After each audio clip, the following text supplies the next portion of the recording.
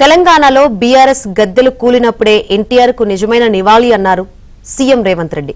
శుక్రాచార్యుడు farm house లో పన్నాగాలు పన్నుతున్నారని, మారీచా సుబాహులు ప్రజల్లో తిరుగుతూ ప్రభుత్వంపై దుష్ప్రచారం చేస్తున్నారని ఆరోపించారు. 10 ఏళ్లు తామే అధికారంలో ఉంటామన్న సీఎం బీఆర్ఎస్ ను బొందపెట్టి కాంగ్రెస్ జెండాను ఎగురవేయాలన్నారు. మొదటి సంవత్సరం పూర్తిగాక ముందు నుంచే ఒక పక్కన శుక్రాచార్యుడు, ఇంకొక పక్కన మారీచుడు సుబాహుడు బయలుదేరిండ్రు.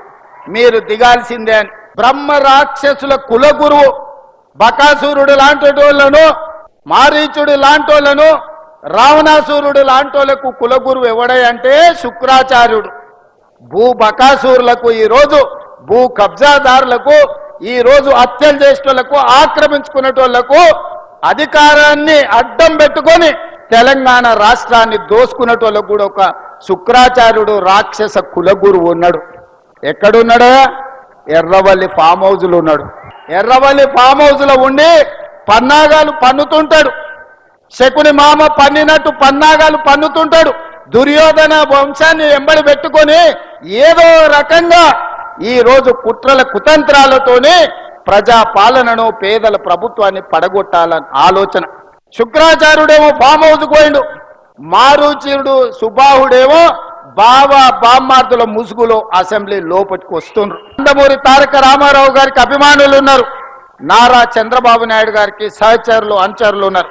వాళ్ళందరికీ నా విజ్ఞప్తి ఒక్కటే, ఈ తెలంగాణ రాష్ట్రంలో తెలుగుదేశం ఉండొద్దని కక్ష గట్టి ఆ పార్టీ నాయకత్వాన్ని దెబ్బతీసిన చంద్రశేఖరరావును, బీఆర్ఎస్ ను సమూలంగా 100 మీటర్ల గోతి తీసి పాతి పెట్టినప్పుడే బీఆర్ఎస్ వాళ్ళు గద్దెలు దిగాలి, ఊర్లలో బీఆర్ఎస్ దిమ్మలు కూలాలి. అప్పుడే నందమూరి తారక రామారావు గారికి నిజమైన నివాళులు అర్పించిన వాళ్ళం అవుతాము. ఆ విధంగా మనము ముందుకు వెళ్లాల్సిన అవసరం ఉన్నది. బీఆర్ఎస్ ను బొందబెట్టాల్సిన బాధ్యత మన అందరి మీద ఉన్నది. మిత్రులారా, బోడబండ రెఫరెండం అన్నాడు. రెఫరెండం అన్న బోడబండల్నే బండ కింద పాతి పెట్టిండ్రు బీఆర్ఎస్ ను. మీరందరూ చూసారు.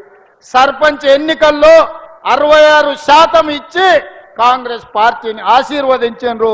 రేపు జరగబోయే మున్సిపల్ ఎన్నికల్లో కూడా అత్యధికంగా 70% పైగా ఏ విధంగా అయితే ఖమ్మం సర్పంచులు 70% గెలిపించిండ్రో రేపు కూడా ఈ ఎన్నికల్లో గెలిపించాలి.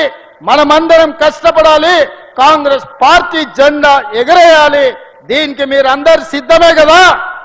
సిద్ధమేనా? సిద్ధమేనా? సిద్ధం అన్నోళ్ళందరూ చేయి పైకెత్తండి. వాడో వీడో వస్తున్నాం అని ఏడికి రాడు. వచ్చేటోనికి ఇరిగింది ఫామ్ హౌస్లో వండుకున్నాడు. ఇంక వచ్చేటోడు ఎవరు లేడు, లేచేటోడు లేడు, లేచి నిలబట్టోడు లేడు. వచ్చేటోడు చెప్తే నమ్మేటోడు లేదు. 94 నుంచి 2004 వరకు తెలుగుదేశం పార్టీ అధికారంలో ఉంది. 2004 నుంచి 2014 వరకు 10 ఏళ్ళు కాంగ్రెస్ పార్టీ అధికారంలో ఉంది. 2014 నుంచి 2023 వరకు 10 ఏళ్ళు బీఆర్ఎస్ అధికారంలో ఉంది. 2023 నుంచి 2034 వరకు మనమే అధికారంలో ఉంటాం. చరిత్ర పునరావృతం అవుతుంది.